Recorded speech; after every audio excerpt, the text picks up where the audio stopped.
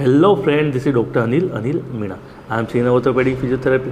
Friend, आज हम बात कर रहे हैं नी जॉइंट के लिगामेंट के बारे में, क्योंकि फ्रेंड कहीं लोगों ने सुना होगा कि इसका लिगामेंट की सर्जरी हुई है, इसका लिगामेंट रिकन्स्ट्रक्शन किया गया, इसका लिगामेंट रिपेयर किया गया है।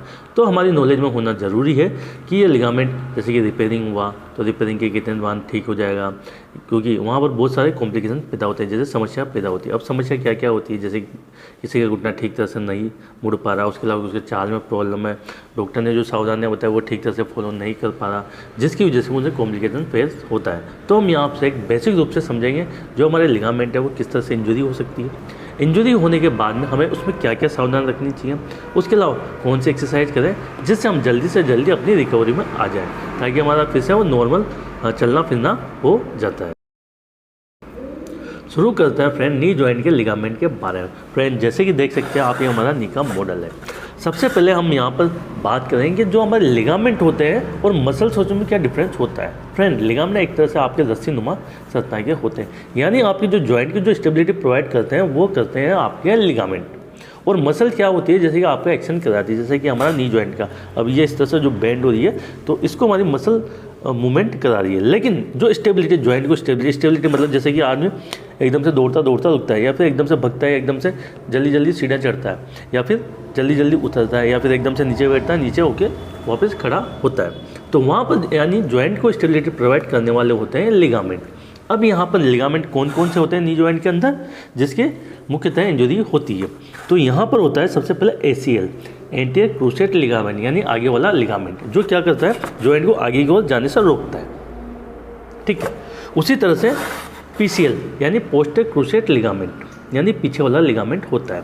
उसके अलावा यहाँ पर होता है जैसे कि MCL लिगामेंट, यानी मिडल साइड वाला लिगामेंट, जिसे बोलते हैं मिडल कोलेटरल लिगामेंट, और लेटरल साइड में होता है लेटरल कोलेटरल लिगामेंट।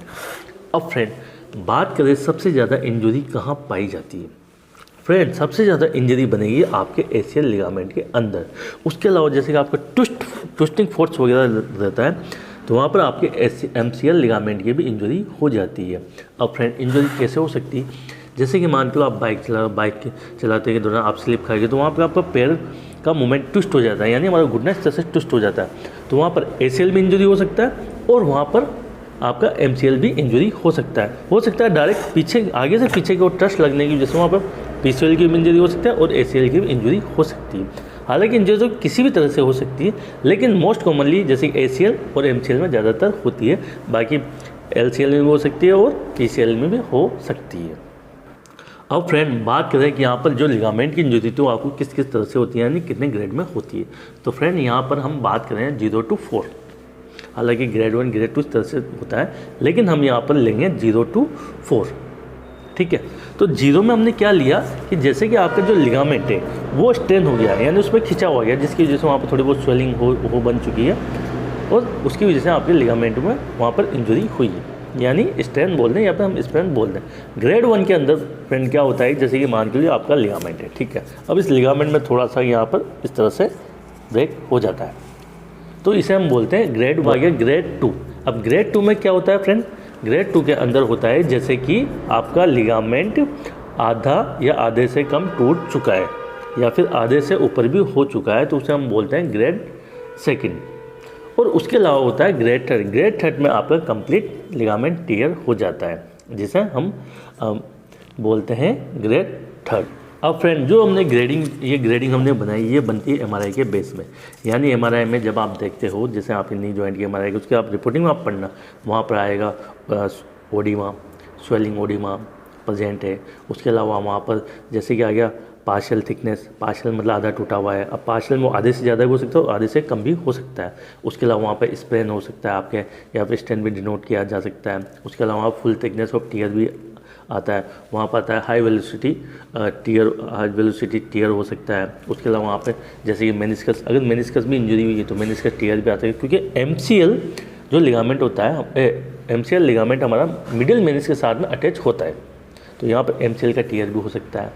तो इस तरह से आपकी रिपोर्टिंग में नज़र आता है। अब ये सारी MRI की रिपोर्टिंग देखने के बाद ही आपके डॉक्टर का ओपिनियन तैयार होता है कि आपको किस तरह का वहाँ पर ट्रीटमेंट दिया जाए।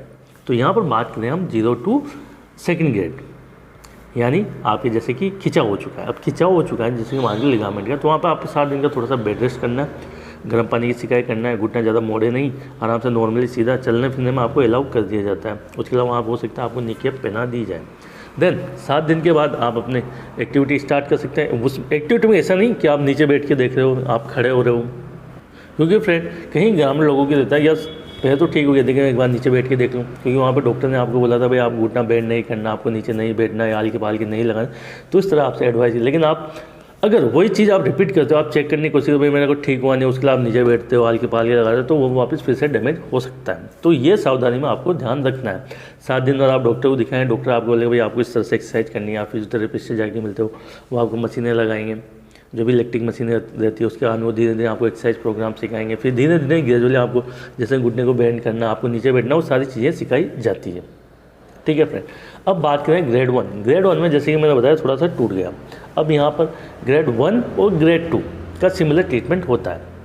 अब ग्रेड 1 के अंदर और ग्रेड 2 के अंदर क्या होता है, जैसे कि मान के चलो आपको 15 डेज से लेकर आपको 20 डेज या फिर 30 डेज का आपको प्लास्टर कर दिया। हालांकि प्लास्टर आजकल प्लास्टर की ज़रूरत नहीं होती है, आजकल लॉन्ग नी ब्रास आते हैं, लॉन्ग नी ब्रास पहना दिया जाता है जिससे आपको घुटना बेंड नहीं करता, उसके अंदर आप चलना फिरना आपका आराम से हो जाता है। अब 15 दिन बाद जैसे कि लॉन्ग नी ब्रास आपका निकाल दिया, वहाँ पर डॉक्टर आपको कहते हैं भाई आपको क्वाड्रिसेप्स स्ट्रेंथिंग एक्सरसाइज करनी है, आपको हैमस्ट्रिंग स्ट्रेंथिंग, तो वो एक्सरसाइज को आपको करना है। अब आप सोचते हो भाई 1 महीने बाद जैसे कि सारी चीज़ें ठीक हो चुकी है, उसके बाद आप सोचते हो क्या मैं फिर से दौड़ लगा सकता हूँ, जल सकता हूँ, मैं नीचे बैठा हूँ। नहीं, ऐसा नहीं करें। अगर आप ऐसा करते हो तो फिर से आप डैमेज कर बैठते हो। फ्रेंड उसका जैसे कि मान लो 1 महीने में 20 से 30 दिन के अंदर आप ठीक हो चुके हैं। अब उसके बाद में आपको जैसे एक्सरसाइज करना है, वहाँ पर जो आपकी जो मसल्स वीक हो जाती है उस मसल्स को आपको स्ट्रेंथ करना होता है, तो वहाँ पर आप एक्सरसाइज पैटर्न होता है। अब कुछ लोग क्या करते हैं, उसी को चेक करने की कोशिश करते हैं, देखें मेरा दर्द कम हुआ नहीं हुआ, मैं ये बैठ सकता हूँ नहीं, तो इससे वापस फिर से आप डैमेज कर सकते हो। तो ये जो भी आपको नी बेंड वगैरह करना है ये आपके डॉक्टर की गाइडलाइन या फिजियोथेरेपी की गाइडलाइन के अंदर ही करना है। अब फ्रेंड यहाँ पर जैसे कि सावधानी क्या रखनी है, जैसे हो आपके 20 से 30 दिन निकल चुके, उसके बाद में आपको आइसोमेट्रिक एक्सरसाइज करनी होती है, क्वाड्रिसेप्स स्ट्रेंथिंग एक्सरसाइज या हैमस्ट्रिंग स्ट्रेंथिंग करनी, उसके बाद में ग्रेजुअली धीरे धीरे नी को बेंड किया जाता है। अब ऐसा नहीं है कि 2 दिन के अंदर 5 दिन के अंदर पूरा आप आपके बटक से टच कर लो, नहीं, धीरे धीरे उसको बढ़ाया जाएगा। फ्रेंड बात करें जैसे कि ग्रेड 3 यानी फुल थिकनेस टीयर, इसमें आपका सर्जरी का ओपिनियन बनता है, यानी आपको सर्जरी की सलाह दी जाती है। अब यहाँ पर ऑर्थोस्कोपिक सर्जरी की जाती है। ऑर्थोस्कोपिक सर्जरी दूरबीन के द्वारा की जाती है, जिसे एक की होल सर्जरी बोलते हैं। तो उसके माध्यम, क्योंकि वहाँ पर सबसे एडवांटेज ये होता है वहाँ पर चीरा नहीं लगता, सिर्फ 2 मामले से मान के चलो 2 तरफ से उसमें होल किए जाते हैं, जहाँ पर मुश्किल से 1 या 2 टाँके लगते हैं, जिसमें आपका काम हो जाता है। वहाँ पर जैसे कि मान के चलो आपका लिगामेंट है, लिगामेंट को रिपेयर करना है, रिपेयर कर दिया, रिकन्स्ट्रक्शन करना है, तो रिकन्स्ट्रक्शन करने के लिए वहाँ पर दूसरी जगह से लिगामेंट निकाला जाता है, और हालांकि उसे वेस्कुलाइज निकाला जाता है और उसे लिगामेंट बनाकर हमारी बोन के अंदर होल करके वहाँ पर उसको फिर से बनाकर सेट कर दिया जाता है।